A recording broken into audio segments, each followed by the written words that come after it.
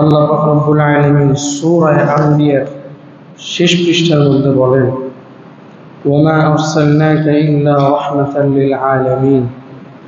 নবী, আমি আপনাকে দুনিয়ায় পাঠিয়েছি পুরো বিশ্ব জগতের জন্য রহমত স্বরূপ। পুরো বিশ্ব জগতের জন্য রহমত স্বরূপ হিসাবে আমি আপনাকে দুনিয়াতে পাঠিয়েছি।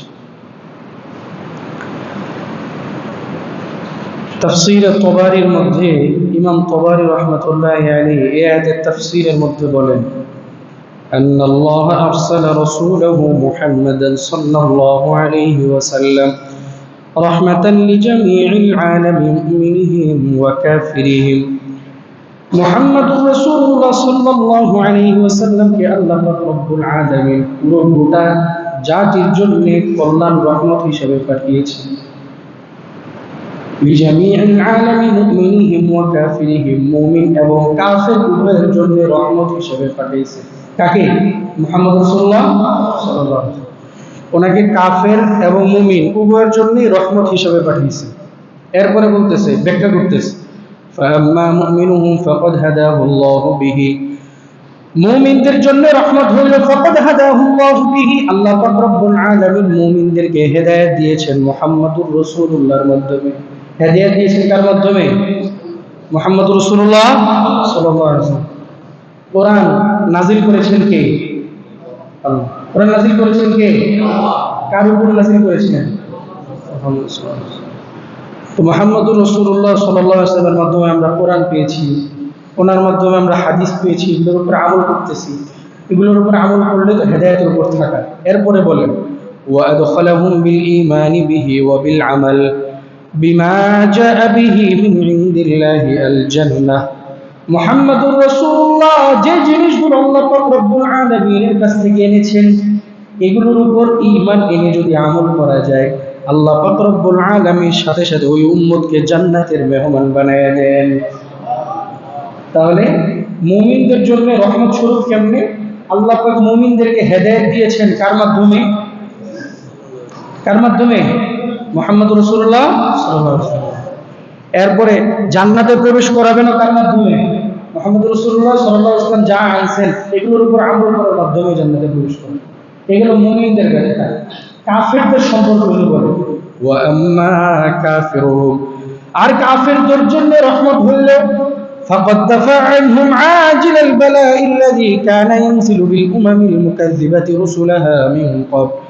আল্লাহর হাবিব সাল্লাল্লাহু আলাইহি ওয়াসাল্লাম দুনিয়ায় আসার পূর্বে যত নবী এসেছিল, সেই নবীরা উম্মতদেরকে যখন দাওয়াত দিতেন, উম্মতরা যখন দাওয়াত গ্রহণ না করত, উম্মতরা যখন নবীকে মিথ্যা প্রতিপন্ন করত, সমূলে আল্লাহ পাক রব্বুল আলামিন পুরো জাতিকে ধ্বংস করে দিতেন। আল্লাহ নবীর আগে যত নবী আসছে, এই জাতিরা যখন নবীদেরকে না মানত, সাথে সাথে আল্লাহ পাক পুরো জাতিকে ধ্বংস করে দিতেন। হযরত নূহ আলাইহিস সালাতু ওয়াস সালামের জাতিকে আল্লাহ পাক ধ্বংস করেছেন কিসের মাধ্যমে? বন্যার মাধ্যমে। কিসের মাধ্যমে? পুরো দুনিয়ার মধ্যে আল্লাহ পাক রব্বুল আলামিন পানি ছেড়ে দিয়েছেন, বন্যার মাধ্যমে সবাইকে ধ্বংস করে দিয়েছেন। কোরআনে কারীম আল্লাহ বলেন, ওয়া ক্বালা রকাবু ফিহা বিসমিল্লাহি মাজরিহা ওয়া মুরসাহা ইন্না রাব্বি লাগফুরুর রহিম।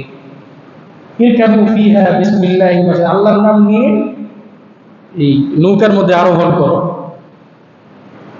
ওয়াহিয়া তাজরি বিহিম ফি মাওজিন কাল জিবাল, পাহাড়ের মতো এক একটা সমুদ্রের ঢেউ যখন আল্লাহ পাক রব্বুল আলামিন গজব হিসেবে দুনিয়ার মধ্যে পাঠাইছেন, ওয়াহিয়া তাজরি বিহিম ফি মাওজিন কাল জিবাল, ঈমানদারদেরকে নিয়ে, নূহ আলাইহিস সালাতু ওয়াস সালামের জাতিদেরকে নিয়ে পাহাড়ের মতো ঢেউগুলা এই নৌকা সহ্য করছে।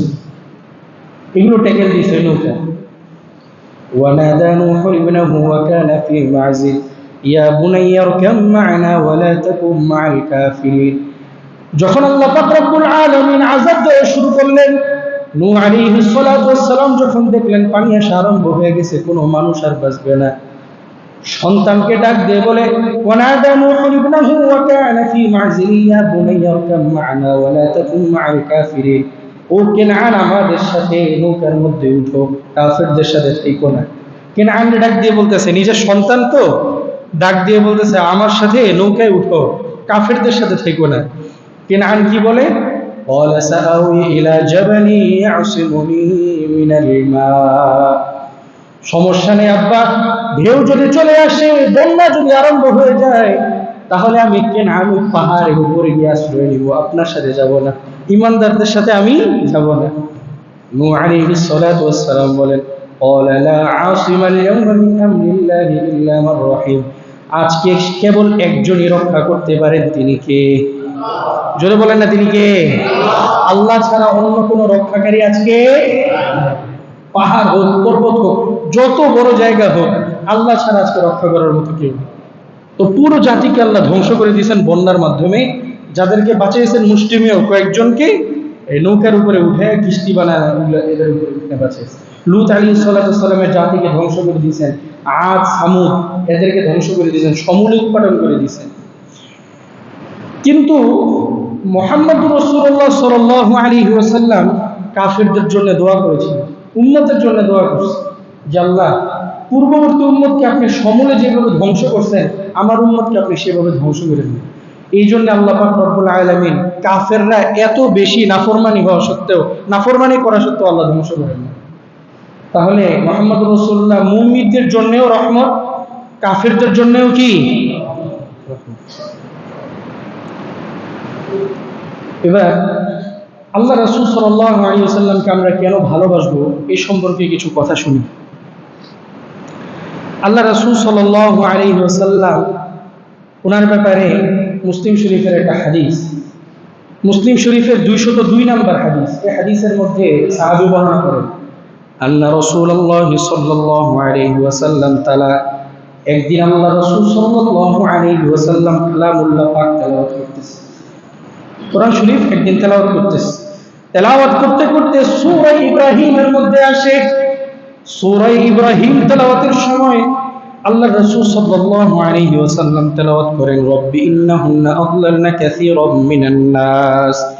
ইব্রাহিম আলাইহিস সালাতু ওয়াস সালাম আল্লাহর কাছে দুইটা হাত তুলে কান্না করে, উম্মতের জন্য কান্না করে।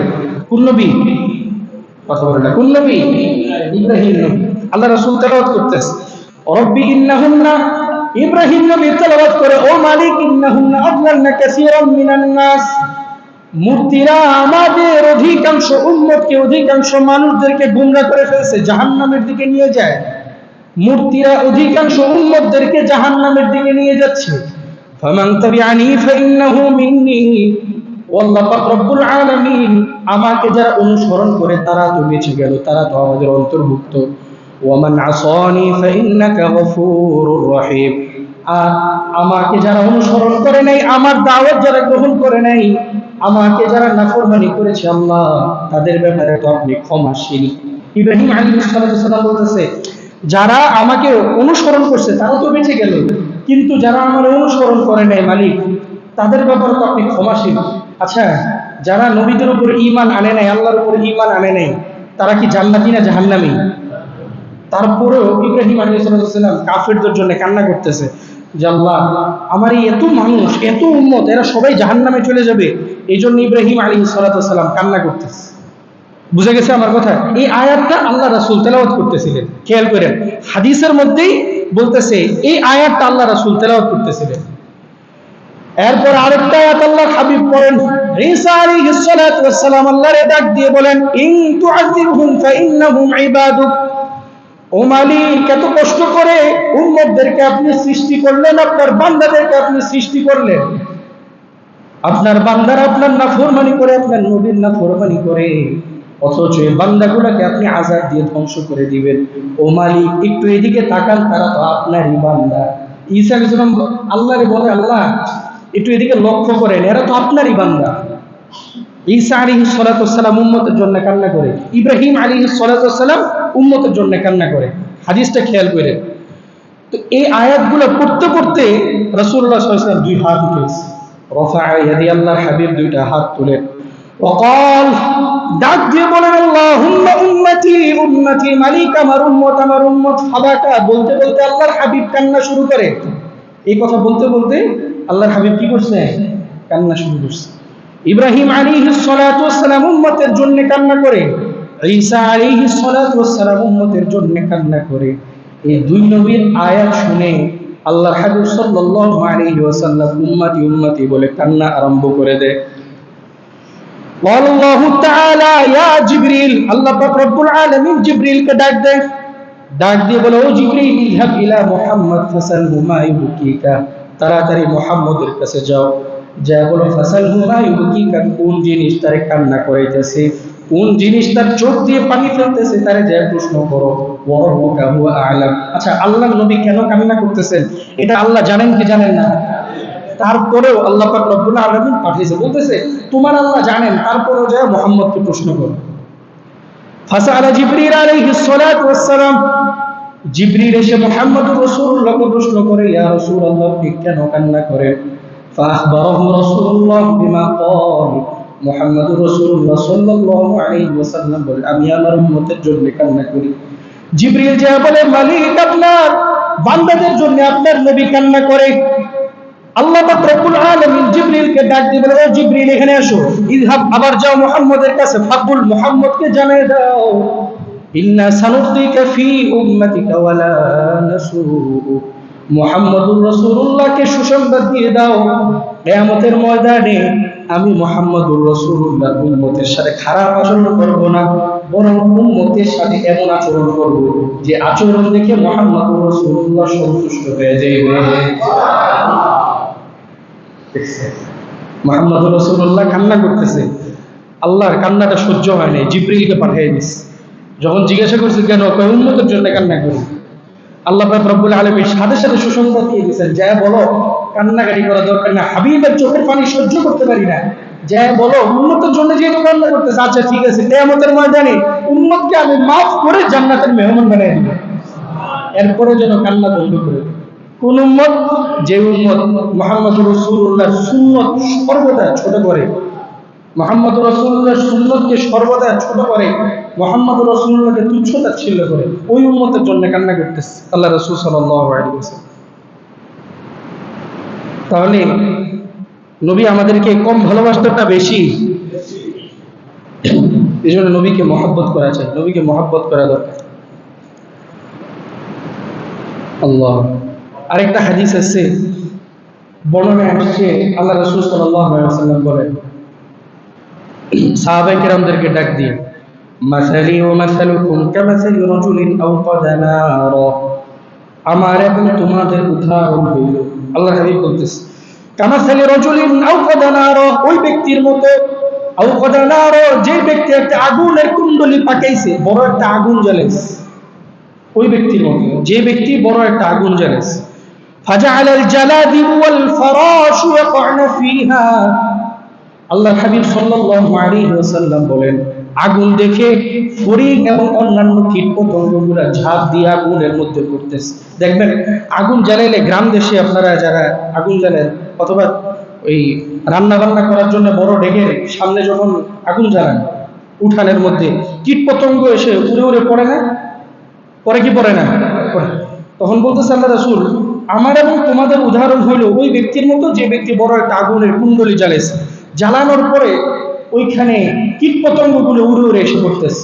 ওয়া হুয়া ইয়াযুবুহুন্না আনহা, ওই ব্যক্তি খালি কীটপতঙ্গগুলোকে বাঁচানোর জন্য আগুনের আশেপাশে ঢাল হয়ে দাঁড়ায় যায়, যারে কীটপতঙ্গগুলো আগুনের মধ্যে পড়তেছে, সে জায়গায় জায়গায় ঢাল হয়ে দাঁড়ায় যায়। আল্লাহর হাবিব সাল্লাল্লাহু আলাইহি ওয়াসাল্লাম বলেন, ওয়া আনা আখিযুম বিহুজাজিকুম আনিন নার, আমি তোমরা আমার উম্মতকে আগুন থেকে বাঁচানোর জন্য এক একজনের কোমর টেনে ধরে রাখি। ওয়া আনতুম তাফাল্লাতুনা মিন ইয়াদি, কিন্তু তোমরা উম্মতরা আমার হাত থেকে ছুটে আগুনের মধ্যে গিয়ে পড়ো। বুঝতে পারছেন আমার কথা? মানে উম্মতদেরকে বাঁচানোর জন্য মুহাম্মদ রাসূলুল্লাহ কোমর টেনে টেনে ধরে রাখে, আর উম্মতরা মুহাম্মদ রাসূলুল্লাহর হাত ছেড়ে ঝাঁপ দিয়ে দিয়ে আগুনের মধ্যে পড়ে। ওই যে কীটপতঙ্গগুলো যে একটা আগুন জ্বালাইছে, ওইখানে এসে পড়তেছে, ব্যক্তি বারবার বাঁচানোর চেষ্টা করতেছে কীটপতঙ্গগুলোকে, কিন্তু কয়জনকে বাঁচাবে? আইসা একটা দিক দিয়ে পড়ে যায়, আরেকটা দিক দিয়ে পড়ে যায়।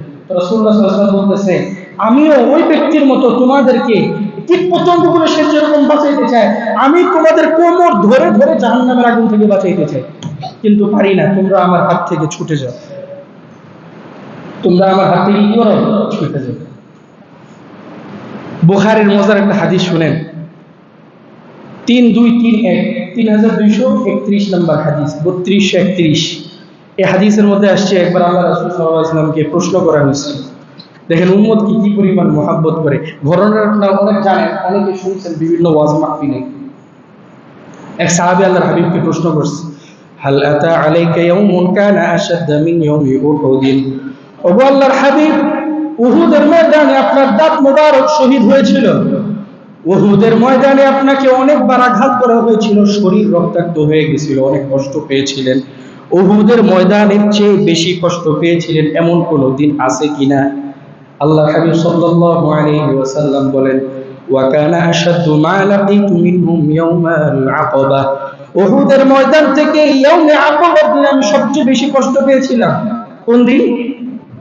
আকাবার দিন। কোন দিন বলতে পারতেছেন না? আকাবার দিন। কোন দিন? আকাবা। এই দিন আমি সবচেয়ে বেশি কষ্ট পেয়েছি। তারপরে মুহাম্মদুর রাসূলুল্লাহ সাল্লাল্লাহু আলাইহি ওয়াসাল্লাম তিনি বলেন, ইযা আরাদতু নাফসি আলা ইবনি আবদিয়ানিল, আমি আমার দ্বীনের দাওয়াত নিয়ে আবদিয়ালিলের কাছে গেলাম দাওয়াত দেওয়ার জন্য। আবদিয়ালিলের কাছে তাইফের ময়দানে গেলাম দাওয়াত দেওয়ার জন্য। যখন গেলাম, ফালাম ইউজিবনি ইলা মা আরাদতু, দ্বীন নিয়ে কোরআন নিয়ে গেলাম, আমার নবুয়ত নিয়ে গেলাম যখন, ফালাম ইউজিবনি ইলা মা আরাদতু, তারা আমার দ্বীনের দাওয়াত কবুল করে নাই। দ্বীনের দাওয়াত কবুল করে নাই তো করে নাই, এলাকার বখাটে ছেলেগুলোকে বলে দিছে আমি নাকি বিদ্রোহী, আমি নাকি তাদের ধর্ম নিয়ে বিদ্রোহ করছি। এইটা বলে দিয়ে ছেলেগুলোকে আমার পিছনে লেলিয়ে দিছে। তাইফের ময়দানে রাস্তার মধ্যে পড়ে থাকা উত্তপ্ত বালুর মধ্যে গরম গরম পাথরগুলা, বড় বড় পাথরগুলা তাইফের ময়দানে যখন আমি রাস্তা দিয়ে হেঁটে যাই, যুবকরা আমার মাথা থেকে পা পর্যন্ত আঘাত করতে থাকে। মাথা থেকে পা পর্যন্ত প্রত্যেকটা জায়গা থেকে ফিনকি মেরে মেরে রক্ত বের হওয়া শুরু হয়ে যায়। মুহাম্মদুর রাসূলুল্লাহ বলেন, এত রক্তাক্ত হওয়ার পর ফানতালাকতু আনা মাহমুমুন আলা ওয়াজহি, বড় ব্যথাত শরীর নিয়ে, বড় ব্যথিত শরীর নিয়ে, বড় ব্যথিত মন নিয়ে আমি তাড়াতাড়ি ওই জায়গা পরিবর্তন করে ওই জায়গা থেকে চলে আসি। কোনো জায়গা বসার মতো খুঁজে পাচ্ছিলাম না। আল্লাহর কাছে ডাক দিয়ে বলতেছিলাম, আল্লাহ আশ্রয়ের ব্যবস্থা করে দেন। ফালাম আস্তাফিক ইল্লা ওয়া আনা বিকরনি সাআলিব, কর্নে সাআলিব নামক একটা জায়গার মধ্যে আমি আশ্রয় নিলাম। কর্নে সাআলিব, ওই জায়গার মধ্যে গিয়ে আমি আশ্রয় নিলাম। আশ্রয় নেওয়ার পর ফারাফাতু রাসি ফাইদা আনা বিসাহাবাতিন কদ আযাল্লাতনি, খেয়াল করে অনেকক্ষণ মাথা নিচু করে বসেছিলাম। উত্তপ্ত রোদ, দুপুরের রোদ যখন আমার মাথার উপরে এসে পড়তেছিল, রক্তগুলো জায়গার মধ্যে মধ্যে শুকিয়ে যাচ্ছিল। আল্লাহ পাক রব্বুল আলামিন এমন সময় মাথা উঠে দেখি আমাকে ছায়া দেওয়ার জন্য সূর্যের সামনে কালো একটা মেঘখণ্ড উপস্থিত করে দিয়েছে। কালো একটা মেঘখণ্ড আমাকে ছায়া দেওয়ার জন্য সূর্যের সামনে উপস্থিত করে দিয়েছে। ফানাযারতু ফাইদা ফিহা জিবরিল, তাকায় দেখি ওইটা আসলে মেঘখণ্ড না, ওইখানে হযরত জিবরিল আলাইহিস সালাতু ওয়াস সালামকে দেখা যায়। কারে দেখা যায়? হযরত জিবরিল আলাইহিস সালাতু ওয়াস সালামকে দেখা যায়। ফানাদানি জিবরিল, হযরত জিবরিল আলাইহিস সালাতু ওয়াস সালাম আমারে ডাক দিয়ে বলে, ইয়া মুহাম্মদ ইন্নাল্লাহা ক্বাদ সামিআ কওলা কওমিকা লাকা ওয়া মা আরাদতু আলাইকা। আল্লাহ পাক রব্বুল আলামিন আপনি দাওয়াত দেওয়ার পর আপনার সাথে যে আচরণগুলো করেছে, আপনার সাথে আপনার উম্মত যে ব্যবহারগুলো করেছে, সবকিছু আল্লাহ পাক রব্বুল আলামিন শুনেছেন এবং দেখেছেন। আপনার সাথে যে খারাপ আচরণটা করছে আপনার উম্মত, এগুলো আল্লাহ পাক রব্বুল আলামিন সবকিছু দেখছেন এবং শুনছেন। ওয়াকাদ বাআসাল্লাহু ইলাইকা মালাকাল জিবাল, আল্লাহ পাক রব্বুল আলামিন আপনার কাছে পাহাড়ের ফেরেশতাকে পাঠিয়ে দিয়েছেন। লিতা'মুরহু বিমা শি'তা ফীহিম, আল্লাহ পাক রব্বুল আলামিন এখানে কি করতেছেন? কি করতেছেন এখানে?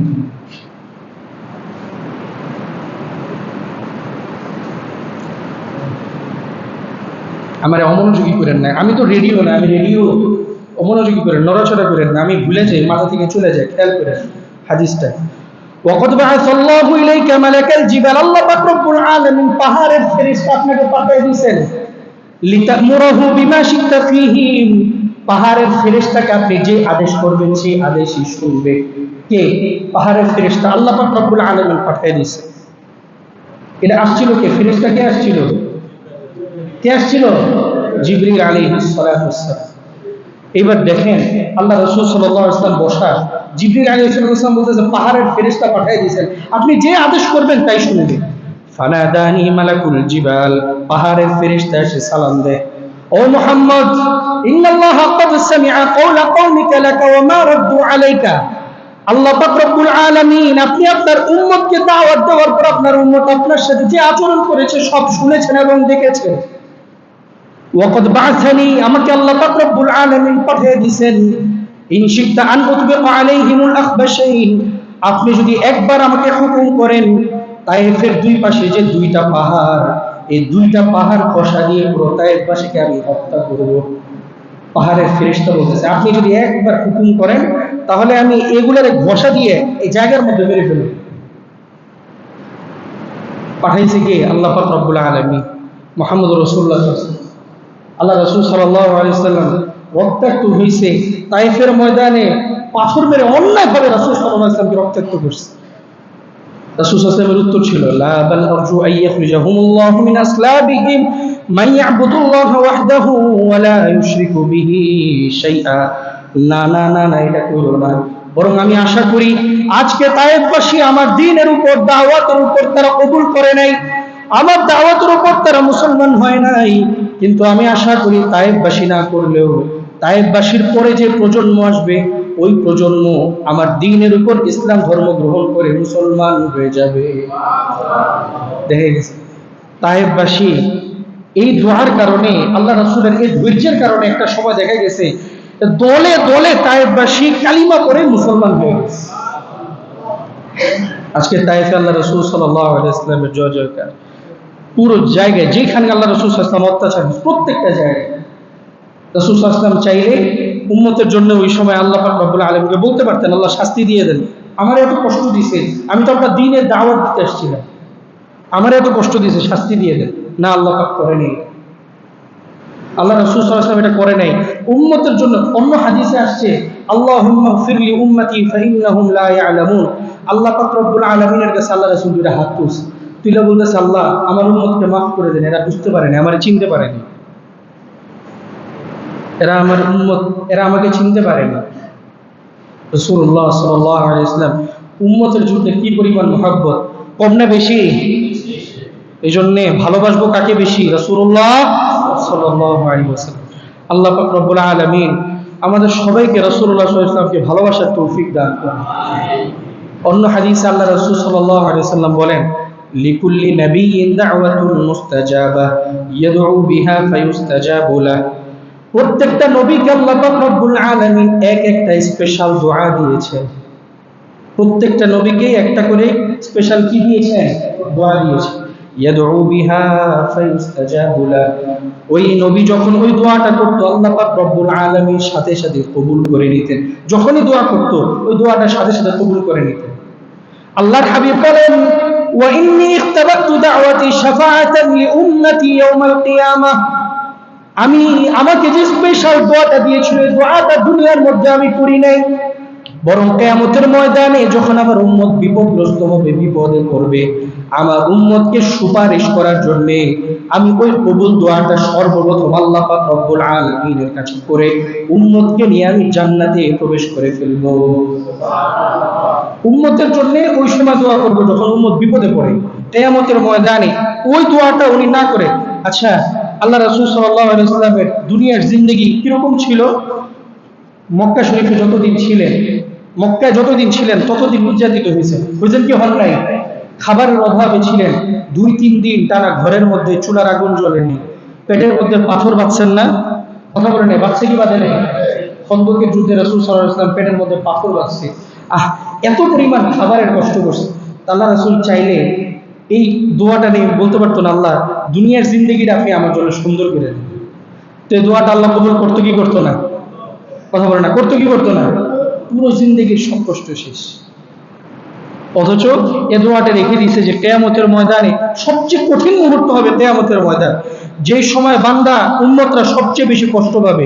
আল্লাহ রাসূল বলেন, আমি দুনিয়াতে না, ওই সময় আমি দোয়াটা করে আল্লাহর কাছে কবুল করায়া উম্মতকে আমি জান্নাতের মেহমান বানায় দিব। আল্লাহ আল্লাহ পাক রব্বুল আলামিন আল্লাহ রাসূলকে বেশি বেশি করে মহব্বত করার তৌফিক দান করেন। এই জন্য আল্লাহ রাসূল সাল্লাল্লাহু আলাইহি ওয়াসাল্লাম বলেন যে দুনিয়ার মধ্যে সবচেয়ে আপন হচ্ছে আমি। মুমিনদের জন্য দুনিয়ার মধ্যে সবচেয়ে আপন হচ্ছে আমি। মুসলিম শরীফের হাদিস, আল্লাহ রাসূল সাল্লাল্লাহু আলাইহি ওয়াসাল্লাম বলেন, মা মিন মুমিনিন ইল্লা ওয়া আনা আওলান নাসি বিহি ফিদ দুনিয়া ওয়াল আখিরাহ। দুনিয়া ও আখিরাতে মুমিনদের জন্য সবচেয়ে আপন হচ্ছে আমি মুহাম্মদ। মান তারাকা মালা, দুনিয়ার নিয়ম হইল কেউ যদি দুনিয়ার মধ্যে মানুষ রেখে মারা যায়, ওয়ারিশ রেখে মারা যায়। মান তারাকা মালা, সম্পদের মালিক হয় ওয়ারিশরা। সম্পদের মালিক কারা হয়? ওয়ারিশরা। বাবা যদি মারা যায় সম্পদের মালিক হয় কারা? সন্তানরা। তো বলতেছে তারা যদি কেউ সম্পদ রেখে দুনিয়ার মধ্যে মারা যায় তাদের ওয়ারিশ হয় সম্পদের মালিকরা, সম্পদের মালিক হয় তাদের ওয়ারিশরা। আল্লাহর হাবিব সাল্লাল্লাহু আলাইহি ওয়াসাল্লাম বলেন, ওয়ামান তারাকা দাইনান আও দায়া ফালইয়াতিনি ফাআনা মাওলা। আর যদি কেউ দুনিয়ার মধ্যে ঋণ রেখে যায়, দুনিয়ার মধ্যে ক্ষুধার্ত পরিবার রেখে যায়, যে পরিবারকে খাওয়ানোর মতো কেউ নাই অথবা ঋণ পরিশোধ করার মতো কেউ নাই, আল্লাহর হাবিব সাল্লাল্লাহু আলাইহি ওয়াসাল্লাম বলেন, ফালইয়াতিনি, ওই পরিবারের কাছে, ওই পরিবারকে আমার কাছে নিয়ে আসো। ফাআনা মাওলাক, আমি ওই পরিবারের দায়িত্ব নিজে নিয়ে নিব। ওই পরিবারের দায়িত্ব আমি মুহাম্মদ রাসূলুল্লাহ স্বয়ং নিয়ে নিব। ওই পরিবারের দায়িত্ব আমি নিব। আল্লাহ রাসূল সাল্লাল্লাহু আলাইহি ওয়াসাল্লাম বলে, তাহলে মুমিনদের জন্য দুনিয়া ও আখিরাতে সবচেয়ে আপনজন কে? বলেন না। মুমিনদের জন্য দুনিয়া ও আখিরাতে সবচেয়ে আপনজন কে? মুহাম্মদ রাসূলুল্লাহ সাল্লাল্লাহু আলাইহি ওয়াসাল্লাম। এইজন্য মুহাম্মদ রাসূলুল্লাহ সাল্লাল্লাহু আলাইহি ওয়াসাল্লামকে ভালোবাসা ঈমানের দাবি। কিসের দাবি? ঈমানের দাবি। আল্লাহ রাসূল সাল্লাল্লাহু আলাইহি ওয়াসাল্লাম বলেন, আবু হুরায়রার বর্ণনা, বুখারীর হাদিস, লা ইউমিনু আহাদুকুম আইয়াকুনা হাব্বা ইলাইহি মিন ওয়ালিদিহি ওয়া ওয়ালাদিহি ওয়ান নাসি আজমাইন। ওই ব্যক্তি ততক্ষণ পর্যন্ত ঈমানদার হইতে পারবে না যতক্ষণ পর্যন্ত লা ইউমিনু আহাদুকুম হাত্তা আকুনা হাব্বা ইলাইহি মিন ওয়ালিদিহি, নিজের পরিবার থেকে আমাকে সবচেয়ে বেশি ভালো না বাসে, ওয়া ওয়ালাদিহি, সন্তানের থেকে আমাকে বেশি না ভালোবাসে, ওয়ান নাসি আজমাইন, দুনিয়ার মধ্যে যত মানুষ আছে তাদের থেকে বেশি আমারে না ভালোবাসে, ততক্ষণ পর্যন্ত সে মুমিন হইতে পারবে না। আল্লাহ রাসূল সাল্লাল্লাহু আলাইহি ওয়াসাল্লাম বলতেছে, দুনিয়ার মধ্যে যত মানুষ আছে, চাই তার বাবা হোক, সন্তান হোক, স্ত্রী হোক, যেই হোক, তাদের থেকে সবচেয়ে বেশি ভালোবাসতে হবে কাকে? মুহাম্মদ রাসূলুল্লাহ সাল্লাল্লাহু আলাইহি ওয়াসাল্লামকে। অন্যথায় পরিপূর্ণ মুমিন হইতে পারবে না। হাদিসের মধ্যে আসছে, আল্লাহ রাসূল সাল্লাল্লাহু আলাইহি ওয়াসাল্লামের সাহাবী হযরত খাব্বাব রাদিয়াল্লাহু তাআলা তিনি বলেন, কুন্না মা রাসূলিল্লাহি সাল্লাল্লাহু আলাইহি ওয়াসাল্লাম, একদিন আল্লাহর হাবিব সাল্লাল্লাহু আলাইহি ওয়াসাল্লামের সাথে আমরা বসা, ওয়া হুয়া আখিযুন বিয়াদি ওমর ইবনুল খাত্তাব রাদিয়াল্লাহু তাআলা আনহু, আল্লাহর হাবিব ওমরের হাত ধরে বসা ছিলেন। কার হাত ধরে? বলেন না, কার হাত ধরে? ওমরের হাত ধরে আল্লাহর হাবিব সাল্লাল্লাহু আলাইহি ওয়াসাল্লাম বসা। দেখেন কি মহব্বত! ওমরের বাম হাত ধরে আল্লাহ রাসূল ডান হাত দিয়ে এমনি ধরে বসে আছে। ওমর রাদিয়াল্লাহু তাআলা আনহু ওই সময় আল্লাহ রাসূলকে ডাক দিলেন, ইয়া রাসূলুল্লাহ ওয়াল্লাহি লা আনতা আহাব্বা ইলাইয়া মিন কুল্লি শাই। ও আল্লাহর হাবিব, দুনিয়ার মধ্যে যা কিছু আছে, আমার যা কিছু আছে, সব কিছু থেকে আমি আপনাকে সবচেয়ে বেশি ভালোবাসি। কে বলতেছে? বলে না, কে বলতেছে? কারে বলতেছে? মুহাম্মদ রাসূলুল্লাহ সাল্লাল্লাহু আলাইহি ওয়াসাল্লাম। ওমর রাদিয়াল্লাহু তাআলা আনহু বলতেছে, আল্লাহ রাসূল সাল্লাল্লাহু আলাইহি ওয়াসাল্লাম এটা বলার পরে ওমর বলে, ইল্লা মিন নাফসি, হুজুর সবচেয়ে বেশি ভালোবাসি মানলাম, কিন্তু আমার নিজের চেয়ে বেশি ভালোবাসি না। আমার নিজের চেয়ে বেশি ভালোবাসি না। আপনার সব কিছু দিয়ে বেশি ভালোবাসি, আমার ধন সম্পদ পরিবার যা কিছু আছে, কিন্তু আমার থেকে বেশি ভালোবাসি না। আল্লাহ রাসূল সাল্লাল্লাহু আলাইহি ওয়াসাল্লাম বলেন, লা ওয়াল্লাযী নাফসি বিয়াদিহি লা আনতা আহাব্বা ইলাইহি মিন নাফসি। ও ওমর, যতক্ষণ না পর্যন্ত তোমার থেকে আমাকে বেশি না ভালোবাসবা, ততক্ষণ পর্যন্ত মুমিন হইতে পারবা না। এটা কার কথা?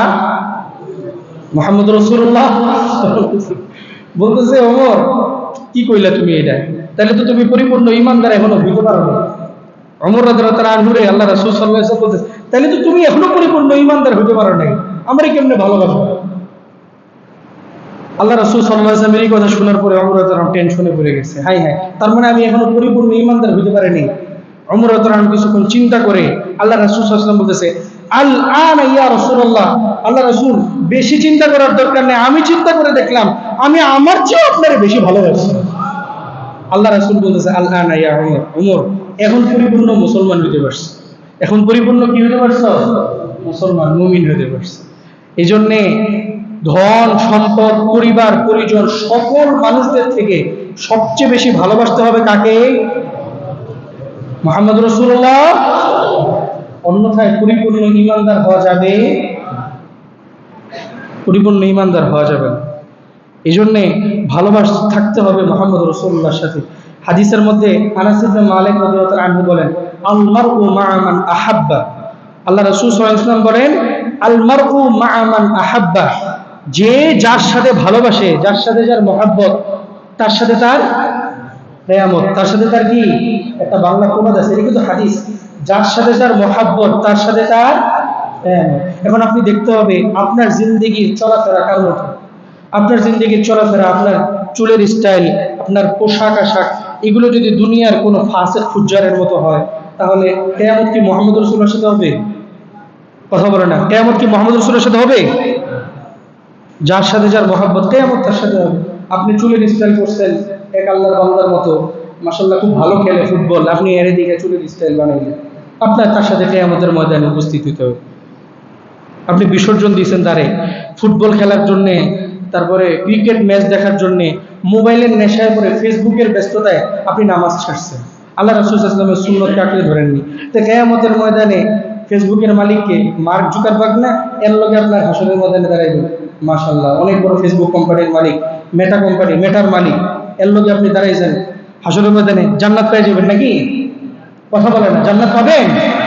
তাহলে এই যে দুনিয়ার যে ব্যস্ততাগুলোর মধ্যে থাকে, এই যে মোবাইলের ব্যস্ততা, এগুলোর ব্যস্ততা, এগুলোর ব্যস্ততায় নামাজ ছেড়ে দেন, আল্লাহ রাসূলের সুন্নতগুলো ছেড়ে দেন। এই যে দুনিয়ার মানুষগুলোর দিকে, ফাসিক ফুজ্জারগুলোর দিকে তাকায় আপনারা আইডল মানেন, অথচ মুসলমানদের আইডল মানার দরকার ছিল কারে? জোরে বলে না, কারে মানা দরকার ছিল? মুহাম্মদ রাসূলুল্লাহ। এখন টুপি খুললে দেখা যাবে অধিকাংশ চুলের স্টাইল এই ফাসিক ফুজ্জারদের, অধিকাংশ চুলের স্টাইল খারাপ। এই যে চুলের কারণে 24 ঘন্টায় এদের আমল নামায় গুনাহ লিপিবদ্ধ হইতেছে। আবার শুক্রবারে আসার আগে আরেক সুন্নত পালন করে আসে, একেবারে পুরা দাড়ি টাড়ি সব কামায় আসে, শেভ করে আসে, মানে সারা সপ্তাহে তো সুযোগ পায় নেই, শুক্রবারে একদিন আসতেছে, আল্লাহর চেহারা রেখে ঠিক মতো দেখাইতে হবে না, কি বলেন? ঠিক মতো দেখাইতে হবে না? এই জন্য বৃহস্পতিবার শুক্রবার সেলুনে একদম ভিড় লাগে, সুন্দরভাবে দাড়িটা চাইছে মসজিদের মধ্যে আসে আল্লাহরে দেখানোর জন্য। দেখেন ফকফকা চেহারা নিয়ে আসছে আল্লাহ আপনার সামনে হাজির হয়েছে। জান্নাতে যেতে পারবেন? কথা বলে না, জান্নাতে যেতে পারবেন? এইগুলো বুঝেন, না না করে ঠিক, কিন্তু মানার নাম নাই। এই জন্যে আনাস ইবনে মালিক রাদিয়াল্লাহু আনহু কি বলেন? আল মারউ মা'a মান আহাব্বা, আল্লাহ রাসূল সাল্লাল্লাহু আলাইহি ওয়াসাল্লামের হাদিস, তিনি বর্ণনা করেন যে যারা যার সাথে মহব্বত করবে, আল্লাহ রাসূল সাল্লাল্লাহু আলাইহি ওয়াসাল্লাম বলেন কিয়ামতের ময়দানে সে তার সাথে থাকবে। এই জন্য মহব্বত করবো কাকে বেশি? কাকে বেশি? মুহাম্মদ রাসূলুল্লাহ সাল্লাল্লাহু আলাইহি ওয়াসাল্লাম। এই জন্য আল্লাহ রাসূল সাল্লাল্লাহু আলাইহি ওয়াসাল্লামের হাদিসের মধ্যে বলেন সালাসুম মান কুন্না ফীহি ওয়াজাদা বিহিন্না হালাওয়াতাল ঈমান, তিনটা সিফাত, তিনটা গুণ যার মধ্যে থাকবে ঈমানের স্বাদ আল্লাহ পাক রব্বুল আলামিন তারে দিবেন। কয়টা গুণ? কয়টা গুণ? এক নাম্বার আইয়াকুন আল্লাহ ওয়া রাসূলুহু আহাব্বু ইলাইহি মিম্মা সিওয়াহুমা, দুনিয়ার মধ্যে যা কিছু আছে, দুনিয়ার মধ্যে সকল কিছু থেকে সবচেয়ে বেশি আল্লাহ ও তার রাসূলকে ভালোবাসা। সবচেয়ে বেশি কাকে ভালোবাসা? আল্লাহ ও তার রাসূলকে সবচেয়ে বেশি ভালোবাসা। এটা হইল তিনটা গুণের একটা গুণ। যে তিনটা গুণ যদি কেউ অর্জন করতে পারে, আল্লাহ পাক রব্বুল আলামিন ঈমানের স্বাদ তাকে আস্বাদন করাবে। এর মধ্যে একটা কি? এক নাম্বারটা কি? সব কিছু থেকে কাকে ভালোবাসা? আল্লাহ ও তার রাসূলকে ভালোবাসা। দুই নাম্বার ওয়া ইউহিব্বুল মারআ লা ইউহিব্বুহু ইল্লা লিল্লাহ, কোন মানুষকে ভালোবাসবো কার জন্যে? জোরে বলেন, কার জন্যে? কোন মানুষকে ভালোবাসবো আল্লাহর জন্যে, তার সাথে পৃথক হবো কার জন্যে? আল্লাহর জন্য। আল হুব্বু লিল্লাহ ওয়াল ফারকু ফিল্লাহ, ভালোবাসাও হবে আল্লাহর জন্য, পার্থক্য হবে কার জন্য? বলেন না, কার জন্য? আল্লাহর জন্য। দুই নাম্বার গুণ, কোন মানুষকে যখন ভালোবাসবো, ভালোবাসবো আল্লাহর জন্য। শত্রুতা করবো কার জন্য? আল্লাহর জন্য। শত্রুতা করবো কার জন্য? নাকি জমি জমা সংক্রান্ত নিয়ে শত্রুতা করবো? সুযোগ নাই। আল্লাহ রাসূল সাল্লাল্লাহু আলাইহি ওয়াসাল্লাম বলেছেন 3 নাম্বার, ওয়া আন ইউকরাহা আন ইয়াউদা ফিল কুফরি কামা ইউকরাহু আন ইউযিফাহু ফিন নার। কোন মানুষকে যদি আগুনের মধ্যে নিক্ষেপ করা হয়, এই আগুনের মধ্যে নিক্ষেপ করাটা সে যেরকম ভয় করে, অনুরূপ ভাবে কুফুরের দিকে ধাবিত হওয়াটাকেও সেইভাবে ভয় করা। আচ্ছা, কুফুরের দিকে গেলে জান্নাত না জাহান্নাম? বলেন জান্নাত না জাহান্নাম?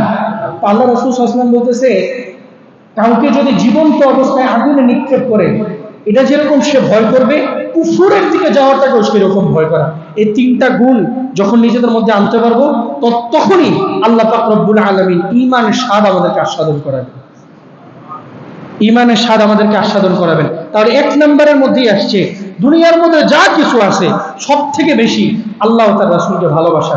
যখন কোনো দিনের যে কোনো বিষয় আসবে, সব একদিকে আল্লাহ, আরেকদিকে দুনিয়া, একদিকে আল্লাহ আরেকদিকে সমাজ, একদিকে আল্লাহ আরেকদিকে পরিবার, মানব কাকে? বলেন মানব কাকে? একদিকে সুন্নত আরেকদিকে সামাজিক রীতি, মানব কাকে? জোরে বলেন। একদিকে সুন্নত আরেকদিকে বেদাত, মানব কাকে? একদিকে সুন্নত আরেকদিকে প্রচলিত সমাজের নিয়ম, মানব কাকে? সুন্নত। এই জন্যে রবিউল আউয়াল মাস চলতেছে, বেদাতের বড় একটা খসড়া এখনই শুরু হয়ে গেছে, বড় একটা আয়োজন এখন শুরু হয়ে গেছে, পুরো বাংলাদেশ ব্যাপী না, পুরো বিশ্বব্যাপী। এই 12ই রবিউল আউয়ালকে কেন্দ্র করে বিরাট একটা বেদাতের সুন্দর একটা আয়োজন এখন শুরু হয়ে গেছে। মেহেরবানি করে আল্লাহর ওয়াস্তে কেউ এগুলোর দিকে যায় না। গত সপ্তাহে আপনাদেরকে বলেছিলাম, আল্লাহ রাসূল সাল্লাল্লাহু আলাইহি ওয়াসাল্লাম জন্মদিন পালন করছে কি করেন নাই? করছে কি করেন নাই? করেন নাই? কিভাবে করছেন? সাপ্তাহিক না বার্ষিক? সাপ্তাহিক। কোন দিন? সোমবার দিন। কারো যদি এত বেশি মহাব্বতের প্রয়োজন পড়ে, আগামী সোমবারে রোজা রেখে, আগামী সোমবারে রোজা রেখে প্রমাণ করে দেন যে আল্লাহ রাসূল সাল্লাল্লাহু আলাইহি ওয়াসাল্লামকে বেশি ভালোবাসেন।